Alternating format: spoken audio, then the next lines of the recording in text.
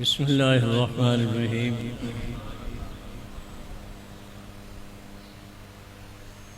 الحمد للہ الذی لم یزل ولا یزال حیا قیوما عالما مدبرا سمیعا بصیرا والصلاة والسلام علی من ارسل الی الناس کافۃ بشیرا ونذیرا وعلی آلہ واصحابہ اجمعین اما بعد فجاء رجل شدید سواد الشعر شدید بیاض الثياب فأسند ركبتيه إلى ركبتيه ووضع يديه على ركبتيه فقال ما الإيمان يا رسول الله ثم سأل ما الإسلام يا رسول الله ثم سأل ما الإحسان يا رسول الله فقال أن تعبد الله كأنك تراه فإن لم يكن تراه فإنه يراك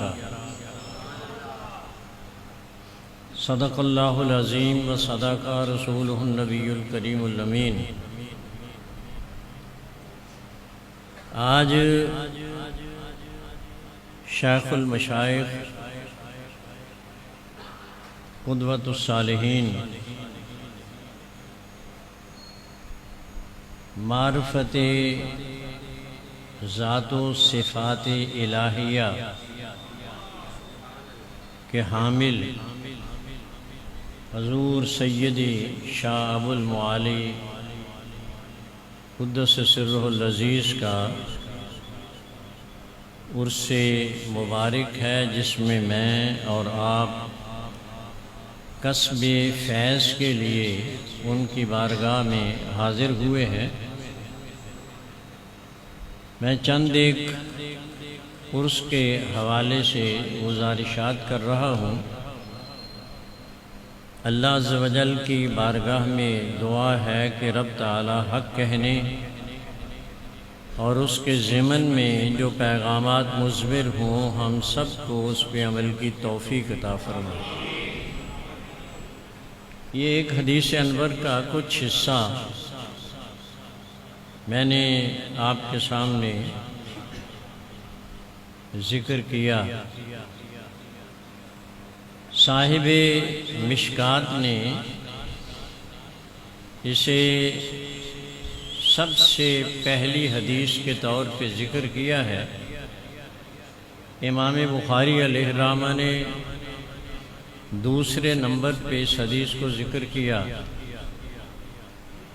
اور امام مسلم نے بھی اس حدیث کو اپنی کتاب میں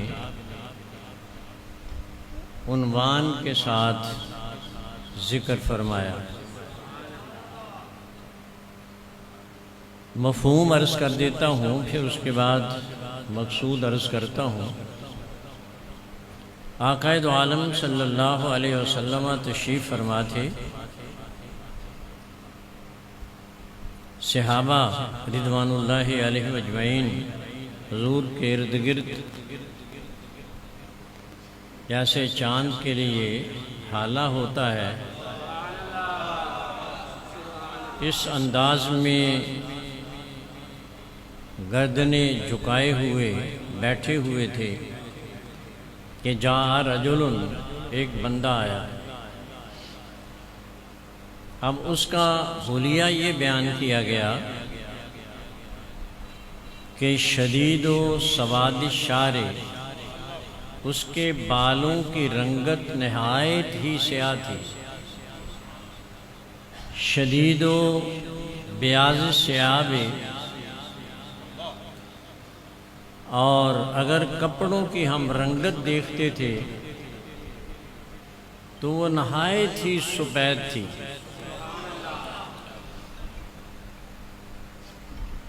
اور اس آدمی نے آ کر اسند رکبتیہ الی رکبتیہ، بارگاہ مصطفی میں وہ آنے والا دو زانو ہو کے بیٹھ گیا،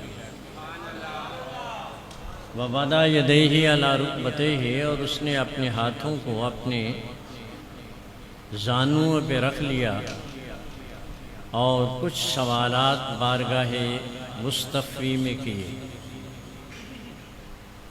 اس میں سے پہلا سوال یہ تھا کہ یا رسول اللہ صلی اللہ علیہ وسلم، ایمان کیا ہے؟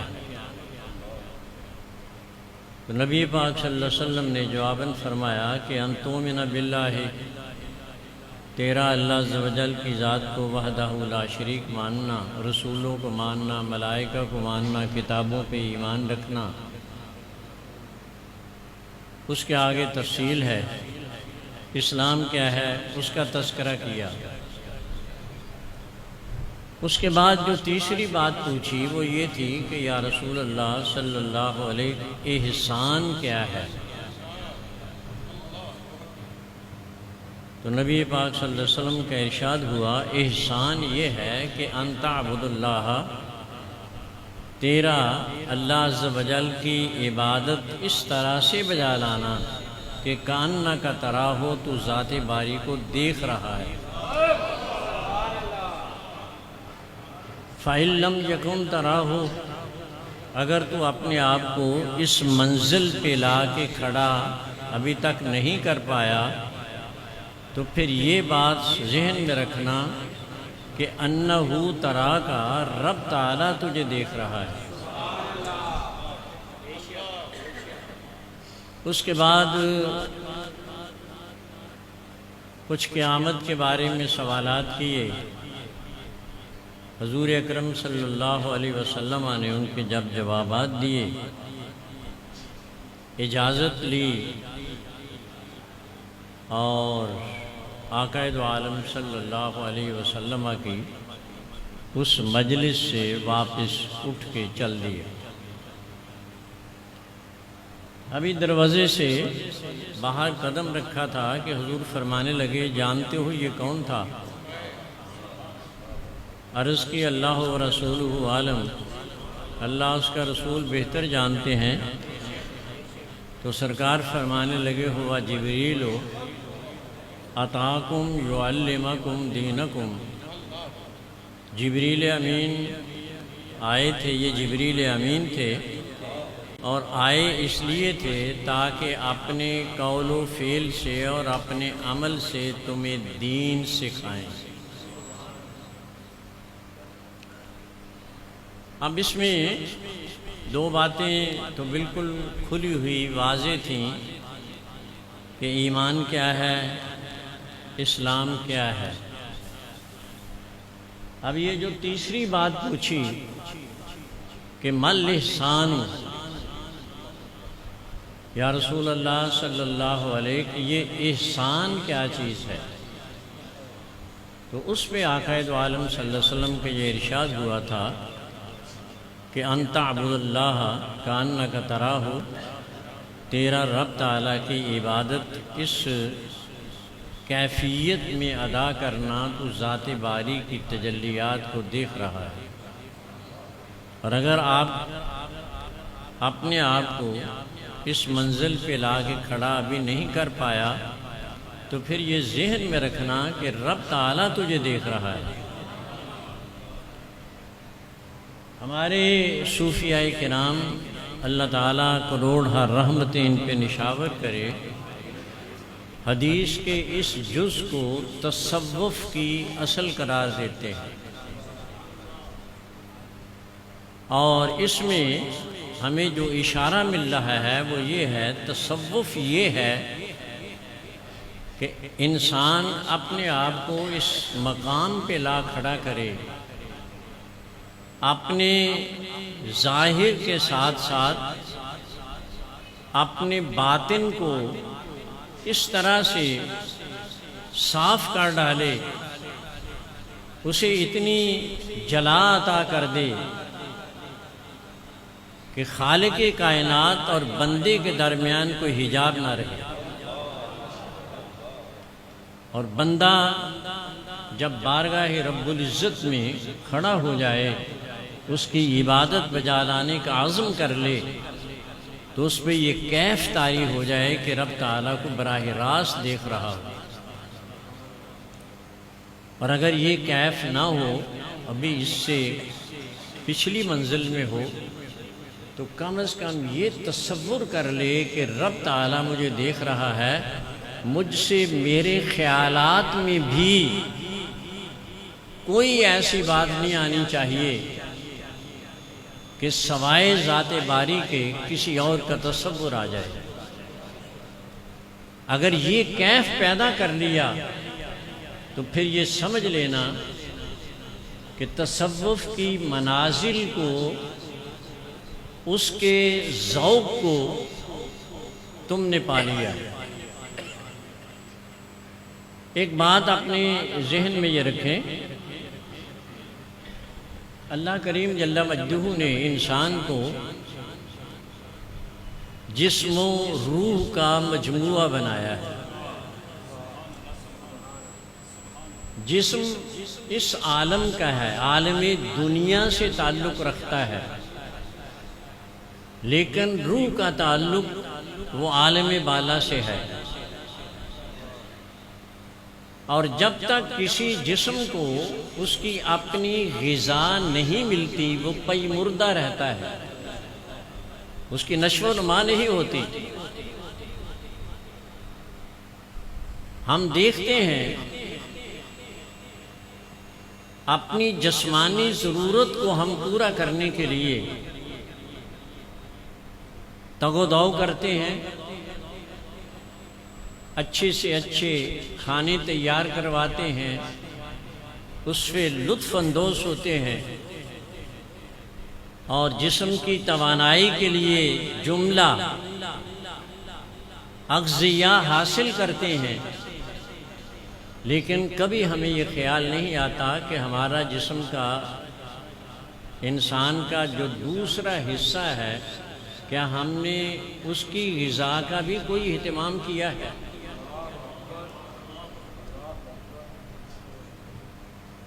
جسم تو ایک ڈھانچہ تھا۔ آپ نے خلقت آدم کا تذکرہ قرآن عزیز میں پڑھا۔ آدم علیہ السلام کا ڈھانچہ تیار ہوا، سب کچھ تھا، لیکن ابھی وہ جسم متحرک نہیں ہوا، نہ وہ چل سکتا ہے، نہ ابھی وہ جسم دیکھ رہا ہے، نہ سن رہا ہے۔ اس کے بعد کیا ہوا؟ قرآن عزیز ارشاد فرما رہا ہے وَنَفَخْنَا فِيهِ مِن رُوحِي، ہم نے آدم علیہ السلام میں اپنی روح پھونکی۔ اب یہ روح کیا ہے؟ رب تعالی جل مجدہ الکریم کا جسم کے اندر جیسے اس کی شان کے لائق ہے روح پھونکنا، اس سے سیدنا آدم علیہ السلام میں حرکت آئی۔ آپ دیکھ بھی رہے ہیں، سن بھی رہے ہیں، حرکت میں بھی ہیں، چل بھی رہے ہیں، تمام جسم نے کام شروع کر دیا ہے۔ اور پھر آپ کائنات کا ایک ایسا رکن بنے کہ جس سے خالق کائنات نے ساری کائنات کو، اس کے انسانوں کو وجود عطا کیا۔ اب ہم کیا کرتے ہیں؟ اس جسمانی غذا کا تو اہتمام کرتے ہیں، لیکن اس کی جو دوسری جز جو اصل تھی، جو حیات بخشنے والی تھی، جس کا تعلق ذات باری سے تھا، جو نفخ روح ہوا وہ ذات باری سے ہوا، اس کی بقا کے لیے، اس کی جلا کے لیے ہم کچھ نہیں کر رہے۔ اللہ عز و جل نے انبیاء کرام کو مبعوث فرمایا اور انہوں نے ہمیں آگاہ کیا تمہارے ساتھ صرف جسم نہیں بلکہ روح بھی ہے۔ جسم کی جس طرح سے تم پرورش کر رہے ہو، اس کی ضرورتوں کا خیال کر رہے ہو، تمہاری ذمہ داری ہے کہ تم روح کو بھی اسی طرح سے زندگی عطا کرنے کے لیے، جلا عطا کرنے کے لیے، ان کی صلاحیتوں کو اجاگر کرنے کے لیے اس کو غذا مہیا کرو۔ اب یہ جسم چونکہ اس عالم کا تھا، اس کی غذا یہاں کی تھی، روح اس عالم کا ہے تو اس کی غذا بھی اسی عالم کی ہے۔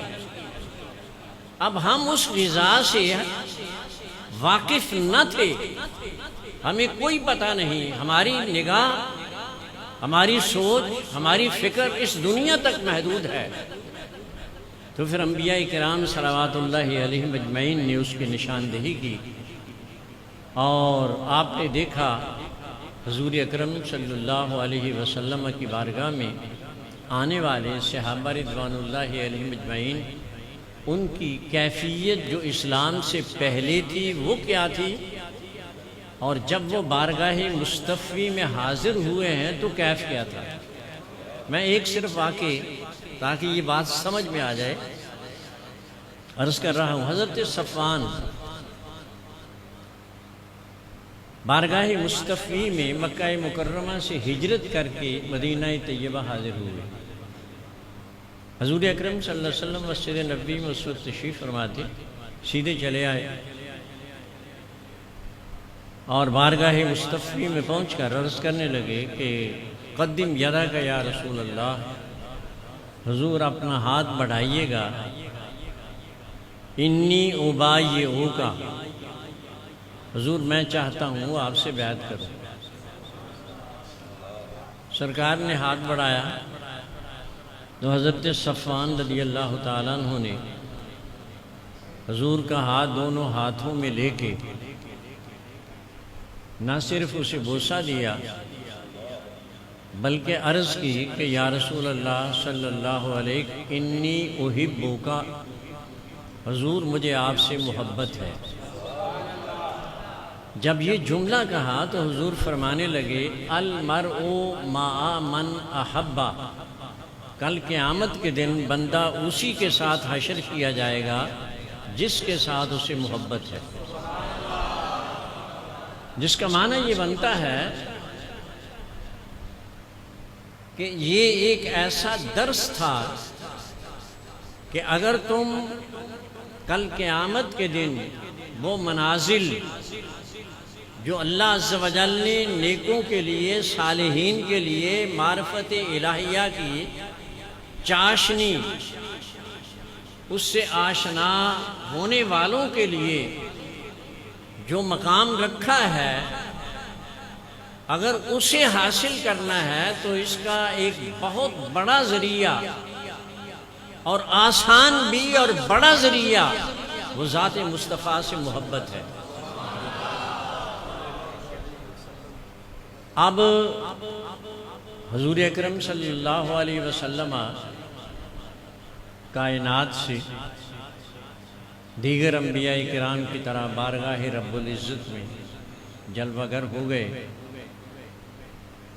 اب یہ صورتحال پیدا ہوئی کہ وہ جو صحابہ رضوان اللہ علیہم اجمعین نے بارگاہ مصطفی میں بیٹھ کے، دوزانوں بیٹھ کے، کمال ادب سے بیٹھ کے جو حاصل کیا تھا اسے انہوں نے بیان تو کر دیا، لیکن کس انداز میں بیان ہوا، کیسے ہوا، وہ حرز جان کیسے بنا، اس کے لیے رب کریم جل مجدہ نے یہ عمل دو طبقوں کے ذمے لگا دیا۔ ان میں سے ایک علماء ہیں اور ان میں سے دوسرے اولیاء اعظام ہیں۔ علماء کیا کرتے ہیں؟ علماء ظاہری تعلیم دینے کے بعد اسے ریفر کرتے ہیں اولیاء کرام کی طرف، اور جب ان کی بارگاہ میں وہ بندہ جو علوم دینیہ سے آشنا ہو چکا ہوتا ہے، آگاہ ہو چکا ہوتا ہے، جب وہاں پہنچتا ہے اب وہ روح کی تربیت فرماتے ہیں۔ سب سے پہلے وہ یہ دیکھتے ہیں کہ ان میں رذائل کون کون سے ہیں، کون سی ایسی چیزیں ہیں جو اس کو آگے چلنے سے رکاوٹ بن سکتے ہیں۔ بغض ہے، عناد ہے، حسد ہے، کینہ ہے، اور باقی جتنی بھی یہ ناپسندیدے اشیاء ہیں، پھر ان کا وہ علاج تجویز کرتے ہیں۔ اور جب ایک سالک اپنے ان شیوخ سے ان کی ہدایات کے مطابق اس پہ عمل کرتا ہے تو پھر رب کائنات اس پہ کرم کرتا ہے، اور وہ حجابات جو بندے اور رب کے درمیان حائل ہوتے ہیں اسے اٹھا دیا جاتا ہے۔ پھر یہ کیف پیدا ہوتا ہے جس کا تذکرہ حدیث انور میں آیا ہے، وَاعْبُدْ رَبَّكَ كَأَنَّكَ تَرَاهُ۔ اب تو بارگاہ رب العزت میں اس طرح سے قیام کر، تیرا ہر سجدہ ایسا ہونا چاہیے کہ كَأَنَّكَ تَرَاهُ، گویا تو رب تعالیٰ کو سامنے دیکھ رہا ہے۔ یہ بات اپنے ذہن میں رکھ لیں۔ طہارت سے آشنا کر کے، پاک و صاف کر کے نماز میں کھڑا کر دینا، یہ علماء کا کام ہے۔ نماز کی چاشنی اگر کہیں سے ملتی ہے، اس کا ذوق کہیں سے ملتا ہے، اس کا لطف کہیں سے ملتا ہے، تو وہ ان اولیاء کرام سے ملتا ہے۔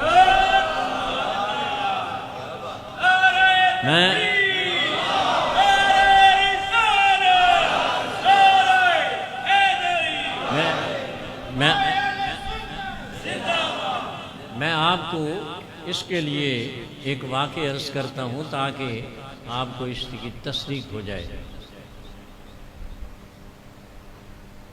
حضور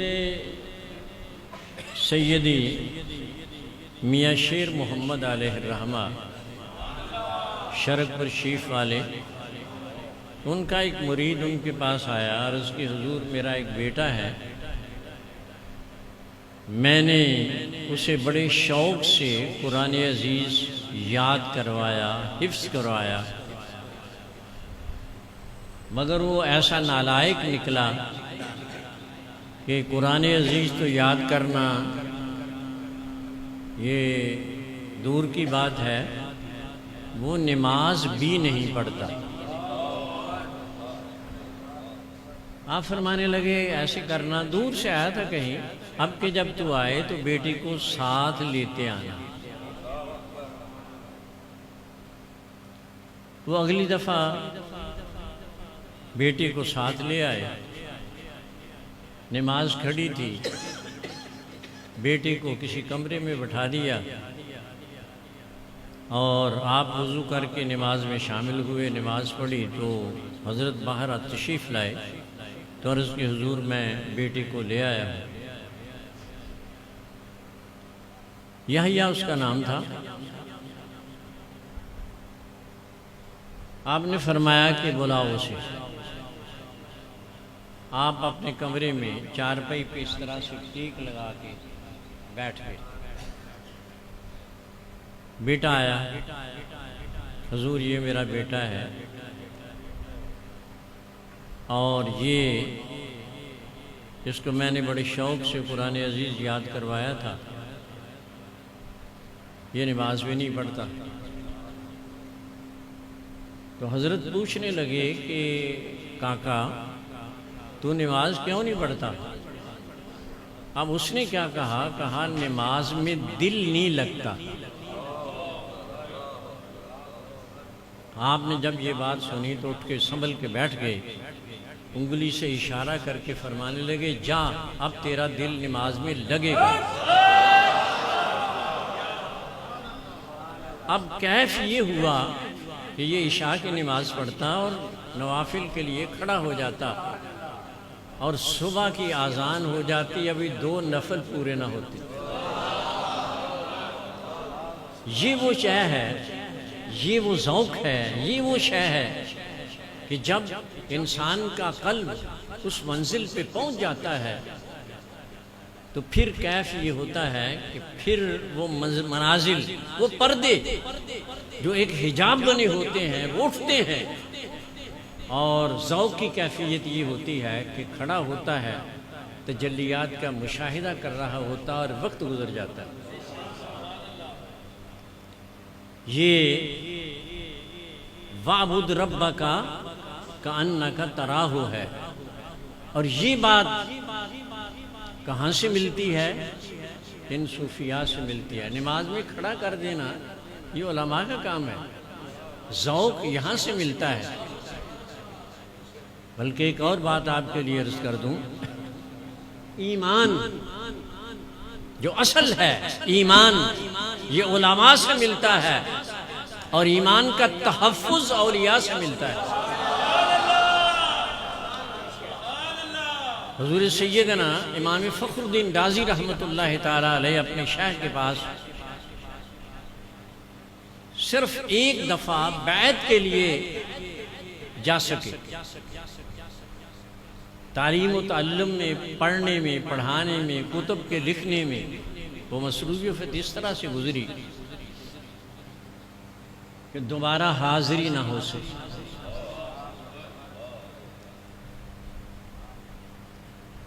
احادیث طیبات کے مطالعے میں یہ بات گزری کہ نزع کے وقت شیطان آتا ہے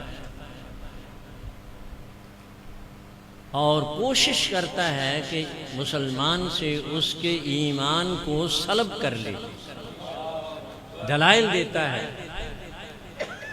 جب یہ حدیث امام رازی علیہ الرحمہ کی نگاہوں سے گزری تو انہوں نے دلائل قائم کیے کہ اللہ عز و جل کی ذات ایک ہے، وحدہ لا شریک ہے، بے شمار دلائل قائم کیے۔ اب ہوا یہ، ہر آدمی پہ ایک وقت آنا ہے، وہ وقت آپ پہ بھی آ گیا۔ اب جب وہ وقت آیا، نعرہ تکبیر، نعرہ رسالت، نعرہ حیدری، تاجدار ختم نبوت۔ اور جب وہ وقت آیا شیطان بھی آ گیا اور مکالمہ شروع ہو گیا۔ امام فخر الدین رازی علیہ الرحمہ علم کے کوہ کرام ہیں، بہت اتنا خالق کائنات نے انہیں وہ علم کی بلندیوں کا وہ مقام عطا کر رکھا تھا کہ جب ان کا نام آتا ہے تو علماء کی گردنیں جھک جاتی ہیں۔ آپ جو دلائل دے شیطان وہ معلم الملکوت وہ توڑ دے۔ تہجد کا وقت ہے، آپ کے شیخ تہجد کے لیے وضو کر رہے ہیں۔ کبھی ایسا نہیں ہوا کہ ایک لوٹا بھر پانی سے زائد وضو کے لیے صرف کیا ہو، لیکن آج کیف یہ ہے کہ ہاتھ دھل رہے ہیں اور خادم پانی پہ پانی ڈالتا چلا جا رہا ہے، لیکن ہاتھ ہی نہیں دھل رہے اور نگاہیں فضا میں جمی ہوئی ہیں۔ اچانک چلو پانی سے بھرا فضا میں پھینکا اور کہا، اے راضی کیوں نہیں کہہ دیتے کہ میں بغیر دلیل کے رب تعالیٰ کو وحدہ لا شریک مانتا ہوں۔ اور پھر ایسا ہوا کہ پانی کا یہ چھینٹا جا کر امام راضی کے چہرے پہ پڑا، شیخ کو سامنے پایا، اور پھر شیطان سے یہ جملہ کہا کہ ظالم میرے ایمان کے سلب کرنے کے در پہ ہے، میں رب تعالیٰ کو بغیر دلیل کے ایک وحدہ لا شریک مانتا ہوں۔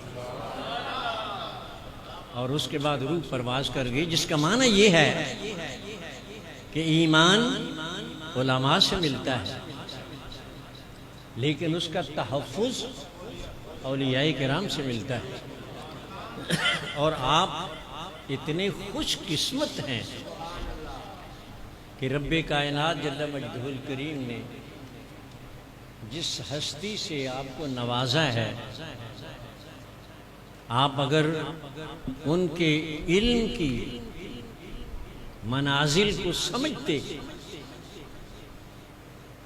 تو یقیناً آپ کا قلب و روح روشن ہو جاتا۔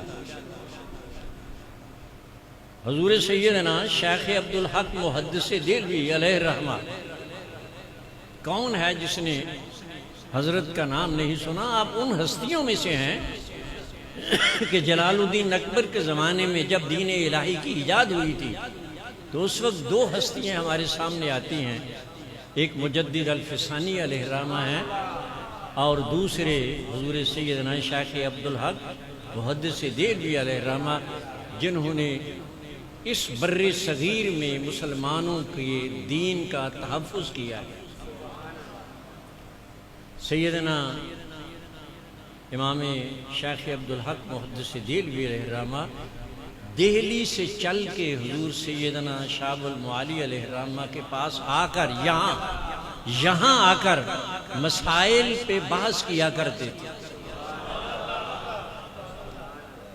یہ وہ ہستی آپ کو خالق کائنات نے، اور جن کا علمی مقام یہ ہو، جب وہ روحانیت کے ان منازل پہ فائز ہوتی ہوں گی تو رب کائنات کیوں نہ ایسا کرتا ہوگا کہ ان کی نگاہ میں جو آ گیا وہ کامل بن گیا۔ ایک بندہ حضور سیدنا یہ بڑے میاں جو کہلاتے ہیں مغل پورے میں، بڑے میاں، وہ ایک بندہ آگے کہنے لگا حضور میں نے بڑی محنت کی ہے، بڑی محنت کی ہے، قرآن یاد نہیں ہوتا، یا تو میری عمر کچھ زیادہ ہو گئی ہے اس وجہ سے یاد نہیں ہوتا، یہ حافظہ کمزور ہے یا کوئی اور وجہ ہے۔ تو آپ فرمانے لگے ایسا کرنا، عصر کی نماز کا شاید وقت تھا، کہ صف کی دائیں طرف کھڑا ہو جانا۔ لوگ آئے، کچھ اگلی صف کے دائیں طرف کھڑے ہو گئے، کچھ بائیں طرف، اسی طرح صفیں بنتی چلی گئیں اور آپ نے نماز پڑھائی۔ جب نماز پڑھا کے سلام پھیرا، اب کوئی انہیں قرآن عزیز یاد نہیں کروایا، کچھ نہیں، کوئی منزل نہیں سنی، کوئی پڑھا نہیں، کچھ نہیں تھا۔ نماز پڑھ کے صرف دائیں طرف سلام پھیرا تو جتنے دائیں طرف تھے سب حافظ بن گئے، اور جتنے بائیں طرف تھے وہ سب ناظرہ بن گئے۔ یہ ان کاملین کا اللہ عز و جل نے وہ مقام عطا کیا ہوتا ہے کہ ایک نظر سے، ویسے یہ کرتے ان کا طریقہ کار یہ ہے کہ وہ رذائل جو ہمارے قلوب کو گھیرے ہوتے ہیں، حجاب بنے ہوتے ہیں، پہلے اس کا ازالہ کرتے ہیں۔ حسد ہے، اس کا علاج انہیں بتاتے ہیں، ایسا کام ان سے کرواتے ہیں۔ اگر تکبر کر رہا ہے، وہ تکبر کا عیب اس کے اندر موجود ہے، تو وہ اسے ایسے کام پہ لگا دیں گے کہ لوگ اس سے شاید نفرت کر رہے ہوں گے، تاکہ اس سے تکبر دور ہو جائے، اور پھر جب دیکھتے ہیں کہ اب ٹھیک ہو گیا تو پھر سامنے بٹھاتے ہیں، نظر کرم کرتے ہیں اور ساری منزل طے ہو جاتی ہے۔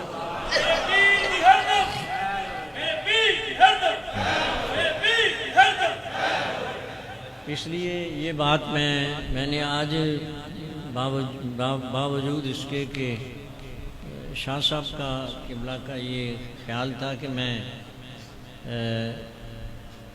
کچھ میلاد کے بارے میں کوئی باتیں عرض کروں، لیکن چونکہ عرس ہے، اور عرس جو ہوتا ہے نا، عرس